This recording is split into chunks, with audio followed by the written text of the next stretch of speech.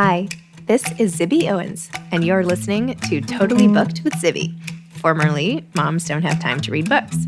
In my daily show, I interview today's latest best-selling, buzziest, or underrated authors and story creators whose work I think is worth your time.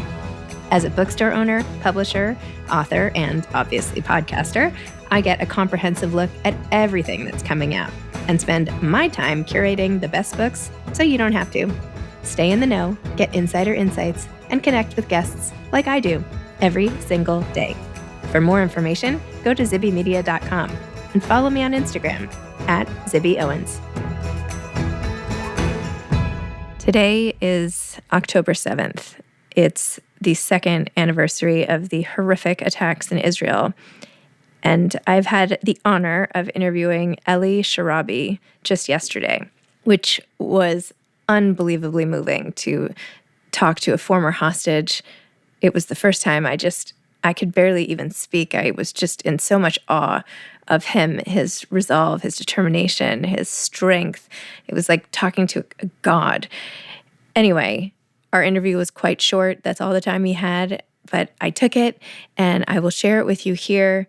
To all the families of hostages, the victims of October 7th, all of the Jewish people in Israel and the diaspora who have been attacked and hated so much as I have in the aftermath of October 7th as the world split in two and suddenly the ancient anti-Semitism that we thought was buried came roaring back.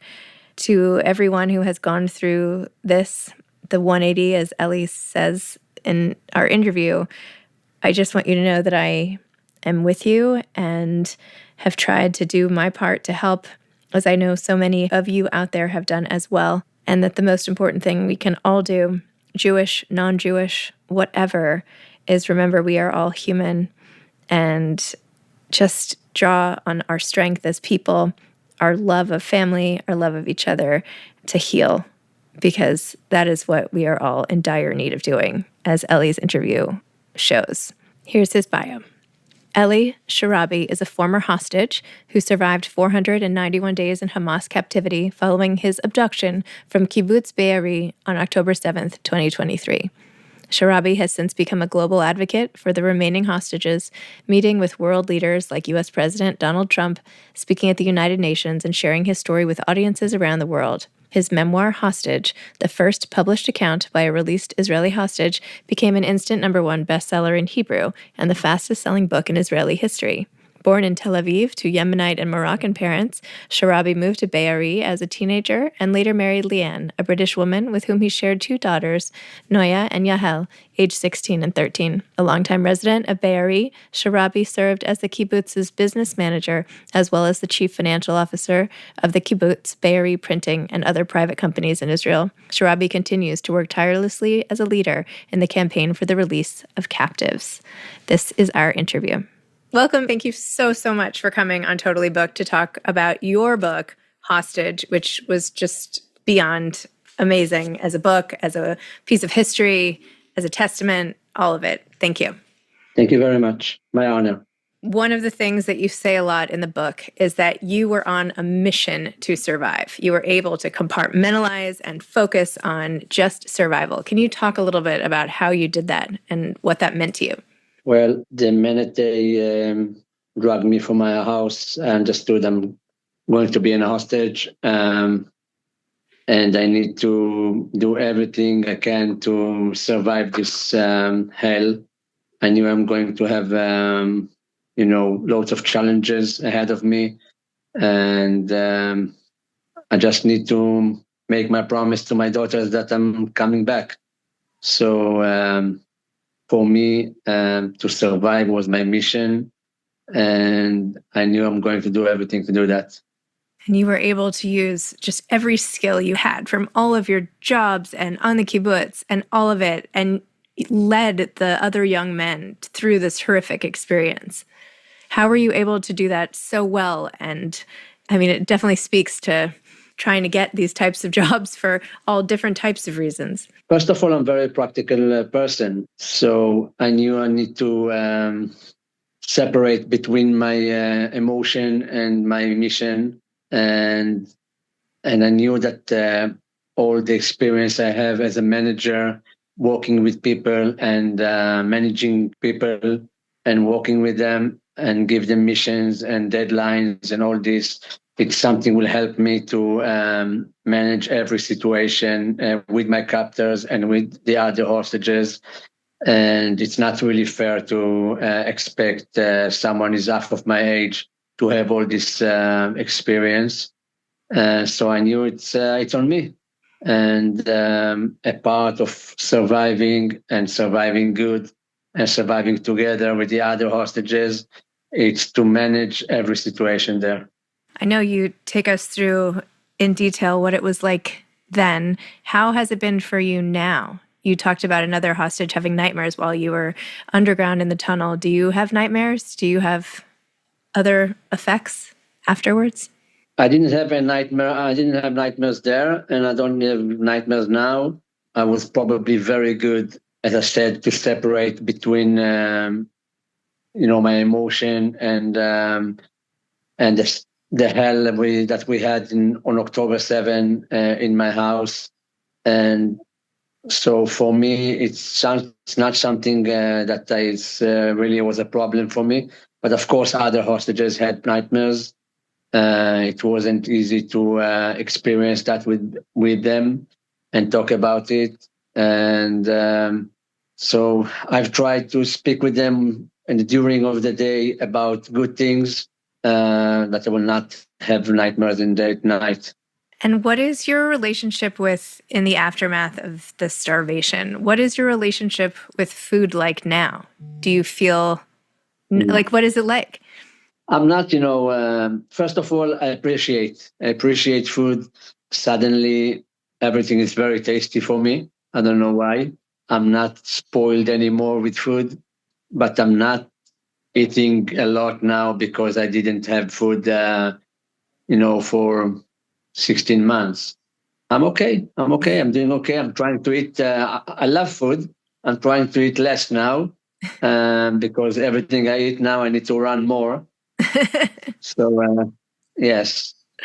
You speak in the book about Leigh Bardugo's book. I emailed her and I was like, Leigh, do you know that Eli Sharabi is talking about you in his book? And she was like, I can't stop crying. But you write about it. Can I just read this little section out loud? Is that okay? You say, we find ways to distract ourselves from the hunger, to pass the time in our cell, to distract ourselves from the distress and the pain. We have a book that reached us via Hirsch and Ori Danino back in the previous tunnel, Shadow and Bone by Leigh Bardugo. We learned from Alon that the author is Jewish. We pass the book around between us. I'm short-sighted, so I can't read it, but Or and Alon devour it again and again. Aliyah knows very little English and struggles to read it, so he doesn't, but as time drags on and boredom mounts, he decides to try. He picks it up and starts reading. And then you say they obsess about this book. Something about it, besides being a way to pass the time, gives them strength. They tell me that the protagonist learns to navigate her way through the darkness, and that although fictional, and the book itself a fantasy, her character holds lessons about surviving in the dark, about captivity. They take turns reading it over and over. Tell me about that. It's amazing. Isn't that amazing? Isn't that amazing that a fantasy book have a parallel lanes, and details like we had in Titanus? What do you say about that? It's amazing. So well, I couldn't read that because I didn't have my glasses with me, but they were fascinated about that. And sometimes it scared them how much it's, by the details, it's looked like with the time we have in the tunnels and in captivity. Sometimes it was scary for them as well. So because of that, it was very, very important. And Elia Cohen could study English because of this book. I think it was his first book there, and he started to read line after line and asked us about words there, and we explained that to him. And I think the second or third time he read that book, he just, he didn't need to ask anymore. That's amazing for him. So yes, if you have any connection with her, thank her by my name. It would be a great pleasure to meet her. I asked her to come on our Zoom, but she had something going on. So I'll have to connect you afterwards. But she was totally Okay. emotional about it and just couldn't believe it. So I Thank you. hope you know that. Well, the way that her book helped you all then, your book is sure to help so many other people through situations that, of course, are not exactly parallel, but getting through anything. I mean, the skills that you show us in this book were so unexpected to me. I thought it would be, obviously, it was so painful to read, right? But it was so hopeful. You were so in command of your emotions, and it was really quite inspiring. Was that, and it, did you know it would have that effect? No, probably not.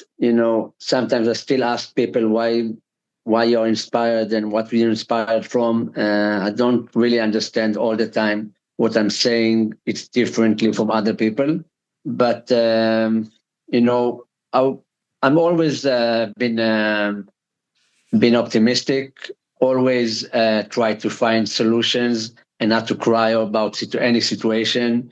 And self pity, it's like a curse for me anyway. So I'm trying to find all the time a solution and to look forward. And that's it. This is me. This is me. Wow. How do you feel about the conversations now as we're talking? It looks like perhaps there will be a deal for the hostages. Do you believe it? What do you think? Well, I really believe that. I'm very optimistic about that. This time it's look closer than ever. I'm very optimistic in that in the next, a week or two, we'll have a signed deal that bring back my brother, first of all, and alone, and the other 46 hostages that remain there, bring back to their families. And I think that's maybe probably it will be the day that will start to heal as a state, as individuals. People in Israel are in trauma from October 7. Of course. Of course. I mean, you Yes. mentioned that after you came out, you were totally bowled over by the support for the hostages worldwide, not just diaspora, not just in Israel, but diaspora Jews everywhere. Were you also surprised by how much hate there was coming towards Jews since October 7th? Of course, it shocks me every time still. And, yes, I was, first of all, I was very, very surprised about the support of the Israelis, support the hostages, the hostage family, and Jewish all over the world. Their solidarity with the Israelis is amazing. And I'm very grateful for that. And the hate that is all over the world for the Jews, it's unbelievable, unimaginable that is happening still in 2025 and not in 1940. So when I meet parliament members in UK, in US, in Australia, 2 weeks ago, I'm talking with them, and that they have to have a stronger voice against anti-Semitism, because any hate crimes that's going to happen and happened like a week ago in Yom Kippur and in Manchester, it's on their responsibility. This, politicians. What do you think? Is there anything people like me who want to help, who want to fight against all of this hatred and unite our community, people who are following your journey and want to help you and all of the hostages and everything, like what would be most helpful to you or to our tribe? Each one of people, even Israelis, Jewish, non-Jewish, I don't care, that can explain to ignorant people about facts, about not to hate other people. It's okay to have a disagreement. It's democracy.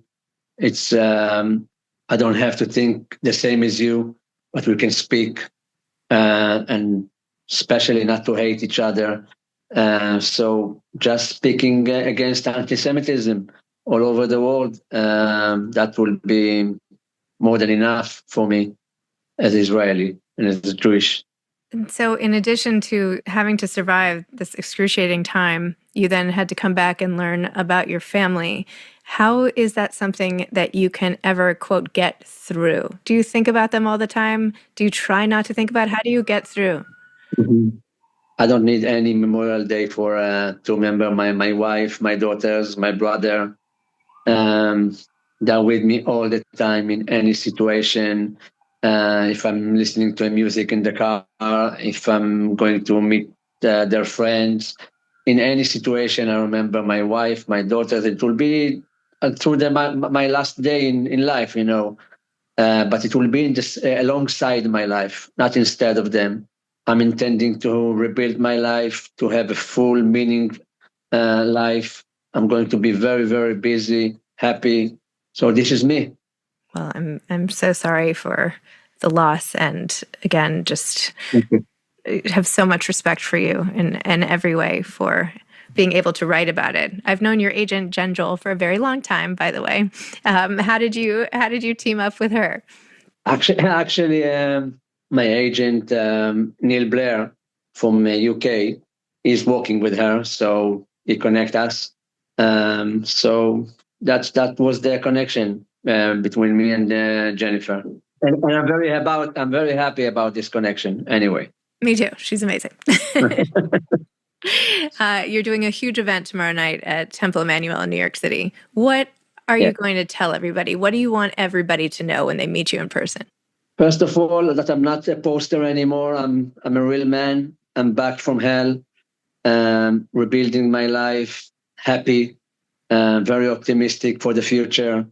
I want to speak about appreciation in life, to appreciate every basic thing that's happening to you in life. About that, you have all the time the choice to decide one thing or another. This is what I want people will feel in tomorrow night and in any event I'm making.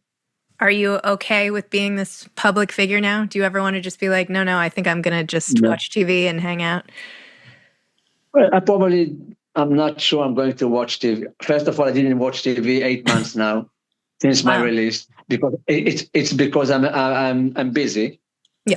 And if probably I watch television, it will be something sport or something like that. I'm not going to waste my time watching television, especially not news. But I'm just happy with my life. That's it. Amazing. That's it. I'm happy with my life. My life changed 180 degrees. I become familiar figure. I don't know why. I will be more than happy to come back to be anonymous, and maybe I'll succeed one day.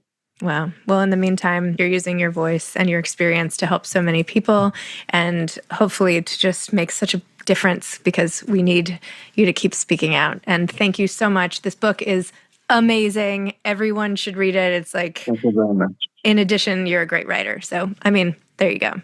What more can you ask for? Thank you very much. Thank you very much. Thank you. It was my honor. Thank you.